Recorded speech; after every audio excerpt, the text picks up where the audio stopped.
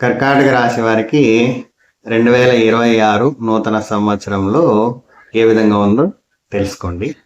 వీరికి ఆదాయము 2, వ్యయము 11గా ఉందండి.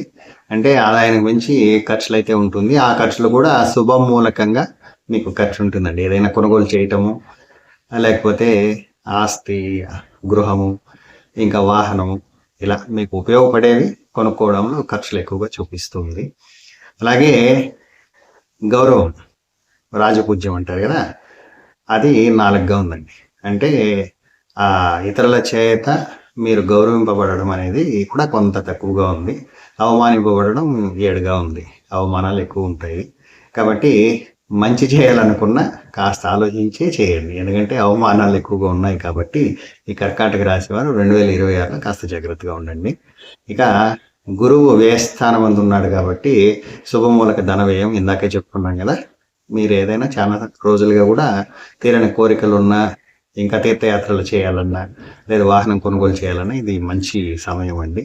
ఎందుకంటే మీ దగ్గర ఉన్న డబ్బు వృధా కాకుండా ఉపయోగానికి వచ్చేటువంటి సమయం. జూన్ 2 తర్వాత గురుడు జన్మస్థానంలో చాలా అనుకూలంగా ఉంటాడు. అలాగే శని భాగ్యమందు సాధారణ ఫలితాలు, రాహుకేతువులు కూడా ద్వితీయ అష్టమందు, తర్వాత డిసెంబర్ 6 నుంచి జన్మ సప్తమాలలో సాధారణ ఫలితాలను ఇస్తారండి. చాలా వరకు ఉద్యోగం వెతుక్కునే వారికి, విదేశాలు ప్రయాణించాలనుకున్నటువంటి వారికి కాస్త శ్రమిస్తే మీకు ఫలితం అయితే ఖచ్చితంగా వస్తుందండి. జూన్ తర్వాత ఓ మోస్తరు ఆదాయం కూడా పెరుగుతుంది. డిసెంబర్లో 3 గ్రహాల కలయిక, అంటే శుక్రుడు, కేతువు, గురువు జన్మంలో కలుస్తారు కాబట్టి ఆ సమయంలో ఆరోగ్య విషయంలో కాస్త జాగ్రత్తగా ఉండండి. ఉదర సంబంధిత వ్యాధులు, కలే పీడ వంటివి ఉంటాయి. వాటికి తగిన వైద్యం తీసుకోండి.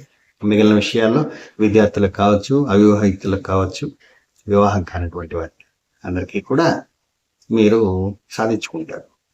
కాస్త కష్టపడి మీ పని ఏదైతే ఉందో వివాహం కాని వారికి మంచి సంబంధాలు కుదరటం, విద్యార్థులు ఉత్తీర్ణత అవ్వటం జరుగుతుందండి. అయితే విద్యార్థులు అయితే 1-4 సార్లుగా కష్టపడాల్సిందిగా తెలియజేస్తున్నాను. పూర్తి విషయాలు తెలుసుకోవాలంటే నా ఛానల్లో కర్కాటక రాశి 2026 అనేది ఫుల్ వీడియో ఉంది, చూసి తెలుసుకోండి. నమస్కారం.